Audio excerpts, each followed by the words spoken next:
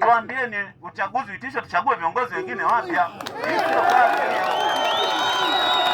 Uongozi tutafute mpya, maana kama mtu atojali haina haja kama tuna kiongozi kwa sababu kiongozi wetu yupo, sisi tunabaza mato yupo, wao anakula kwenye vikao huko pilau, hapo sisi tushirikishe kwamba wadogo jana ilikuwa ni hivi. Sasa hiyo sio kazi, sio uongozi, japo kila mtu ana makosa, lakini kiwezekana wazee tubadilishe, tuchague mtu sahihi.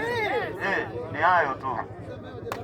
Mjumbe wetu jamani, nadhani mmemsikia ameongea kitu ambacho kina umuhimu, si ndio hivyo?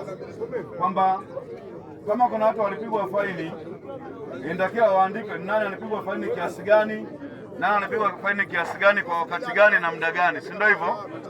Na kinapokuja swala labda la posho, katibu nadhani atalitotoa kufafanua, lakini naamini mwenyekiti hapa kuna mtu mwingine amenyosha mkono muda mrefu sana, baadaye tungempa tusikilize. Kwanza kila swali linaloulizwa tuliandikie ili baadaye tuone wakati